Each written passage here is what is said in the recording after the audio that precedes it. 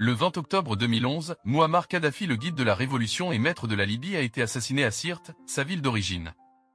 Depuis sa mort, la vie en Libye s'est transformée en véritable enfer. Les groupes islamistes et les différentes forces politiques se livrent des rudes batailles en vue du contrôle du pouvoir. Les populations victimes ne cachent pas leur regret d'avoir perdu le guide libyen, Mouammar Kadhafi. La Libye, qui fut une Eldorado pour bon nombre de pays africains et occidentaux, n'est aujourd'hui que l'ombre d'elle-même. Voici le parcours historique de Mouammar Kadhafi. Mais avant, si tu es nouveau sur la chaîne, n'oublie pas de t'abonner et d'activer la cloche de notification pour ne pas manquer mes prochaines vidéos. Mouammar Kadhafi a connu le jour près de Kasr Abou Hadi, une zone rurale à l'extérieur de la ville de Sirte dans les déserts à l'ouest de la Libye. Sa famille venait d'une petite tribu relativement peu influente, appelée les Kadhafa, qui était d'origine arabe. Comme d'autres tribus bédouines nomades contemporaines, la famille était analphabète et ne tenait aucun acte de naissance. La date de naissance de Mouammar Kadhafi n'est donc pas connue avec cette étude, mais les sources l'ont fixée entre 1942 et 1943. Le seul fils survivant de ses parents, l'éducation de Kadhafi dans la culture bédouine a influencé ses goûts personnels pour le reste de sa vie, et préférait le désert à la ville et se retirait pour méditer. Dès son enfance, Kadhafi était conscient de l'implication des puissances coloniales et européennes en Libye. La première éducation de Mouammar Kadhafi était de nature religieuse, dispensée par un professeur islamique local. Par la suite, il a déménagé à Sirte pour y faire ses études primaires, loin de ses parents puisqu'il n'y avait pas l'école primaire à proximité.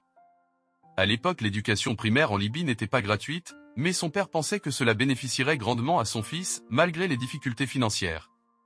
Pendant la semaine, le jeune Kadhafi dormait dans une mosquée, et c'était seulement le week-end et les jours fériés qu'il parcourait 32 km pour rendre visite à ses parents. Même si le père de Mouammar Kadhafi n'était pas instruit, il a fait des grands sacrifices pour envoyer son fils à l'école. En tant que bédouine pauvre, Kadhafi a été confronté à l'intimidation et à la discrimination de la part de ses camarades de classe, Citadelle. De Sirte, sa famille et lui ont déménagé au bout de Saba dans le Fezzal, au centre-sud de la Libye, où son père travaille comme gardien pour un chef de tribu.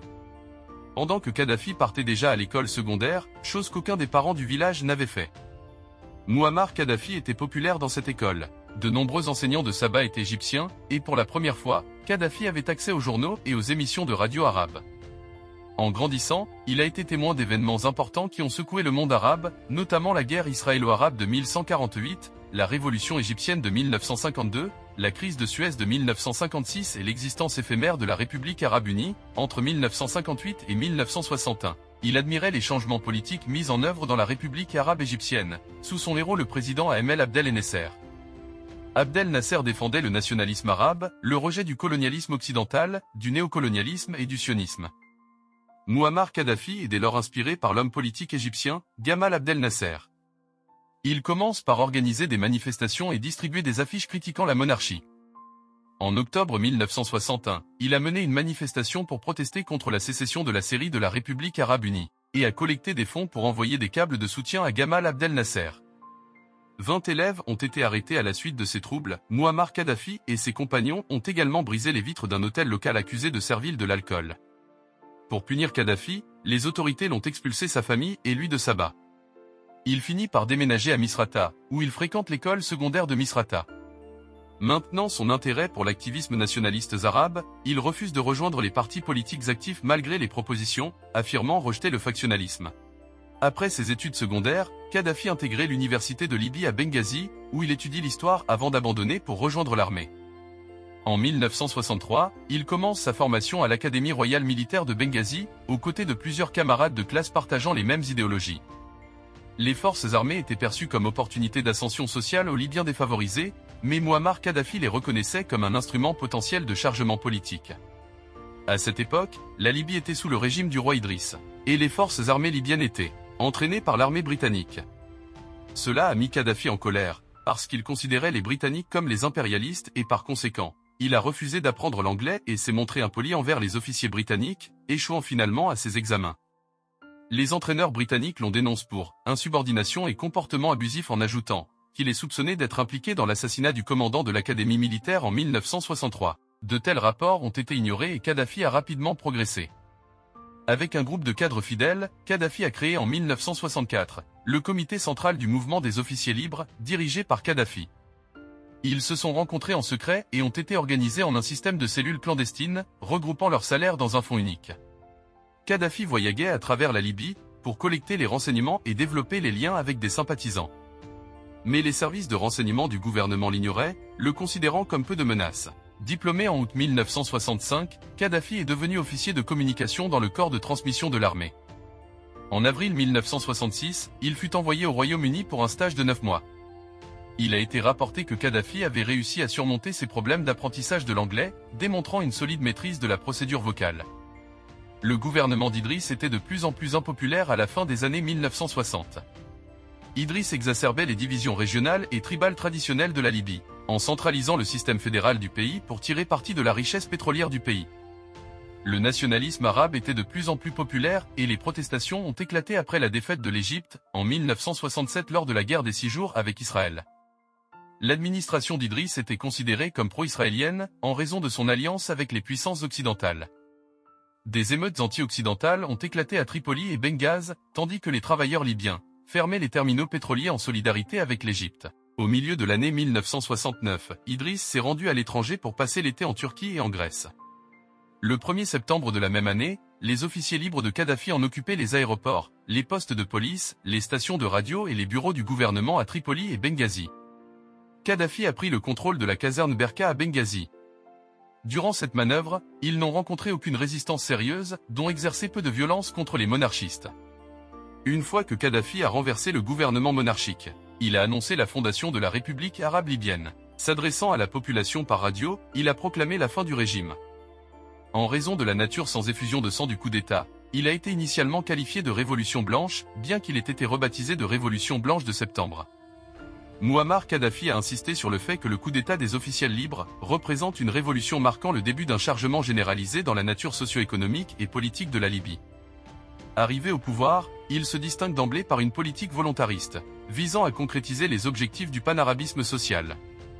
En 1977, il réorganise les institutions de la Libye en faisant du pays une Jamaïra, gouvernée par le peuple lui-même, selon un système de démocratie directe.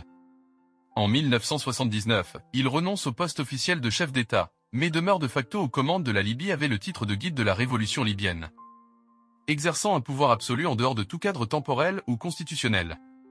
Sur le plan intérieur, son régime utilise les ressources financières de la Libye pour en développer les infrastructures, l'éducation et le système de santé. Les libertés politiques sont en revanche quasi nulles et le pouvoir s'appuie sur système de terreur et de surveillance constante de la population. Sur la scène internationale, Kadhafi milite pour le panafricanisme, il utilise en outre la manne pétrolière pour financer des organisations terroristes et autres mouvements de rébellion à travers la planète. Par la suite, au début des années 2000, il opère un changement d'attitude diplomatique et parvient à révéler en grâce en se positionnant en allié de l'Occident dans la guerre contre le terrorisme. À partir de février 2011, son pouvoir, en place depuis plus de 41 ans, est menacé par une contestation populaire que la répression transforme rapidement en insurrection armée, puis en guerre civile.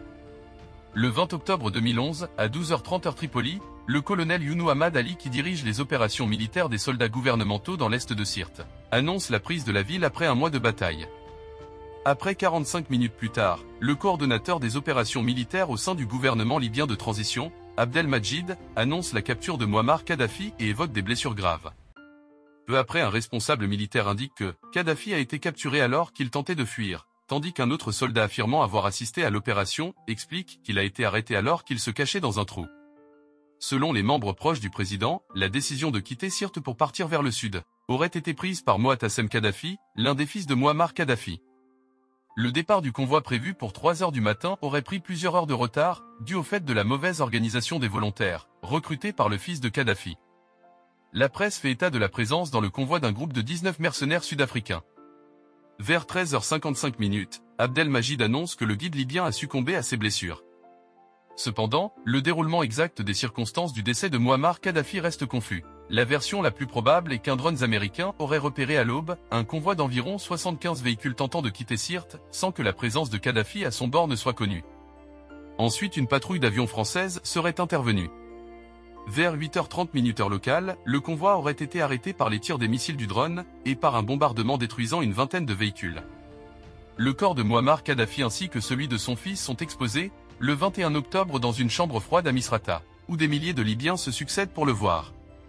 Le 23 octobre, un responsable du Conseil national de transition, CNT, annonce que son corps sera remis à ses proches qui décideront du lieu de l'enterrement. Le 25 octobre 2011 à l'aube, Mouammar Kadhafi et son fils Motassem sont finalement inhumés dans le désert libyen, dans un lieu tenu secret pour éviter que sa tombe ne devienne un lieu de pèlerinage. Devant les versions contradictoires sur les circonstances de sa mort, sa veuve et plusieurs organisations internationales, dont le Haut-Commissariat des Nations Unies aux droits de l'homme, réclament la mise en place d'une enquête à ce sujet.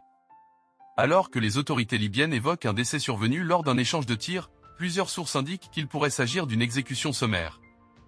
La famille de Mouammar Kadhafi, réfugiée en Algérie et au Niger, fait savoir le 26 octobre qu'elle compte porter plainte pour crimes de guerre auprès de la Cour pénale internationale. Elle dénonce le fait que des hélicoptères de l'OTAN ont tiré sur le convoi. Le 22 octobre 2011, un nouveau gouvernement dirigé par Abdelrahim est mis en place. Kadhafi ayant laissé derrière lui un vide politique et un pays dépourvu d'institutions réelles et de traditions démocratiques. La Libye apparaît bientôt comme un pays très instable, en proie au désordre et à la violence. Alors pour de nombreuses personnes la vérité est que Kadhafi a été assassiné lorsqu'il a voulu que les Africains sortent du franc CFA. Il a voulu créer une banque africaine et une union africaine, il restera marqué à jamais dans le cœur des Africains. Depuis la chute de Mouammar Kadhafi en 2011, l'existence même de l'État libyen est remise en question. Merci d'avoir regardé cette vidéo, n'hésitez pas de laisser un pouce bleu et de nous laisser un commentaire, et aussi de vous abonner si vous êtes nouveau sur la chaîne.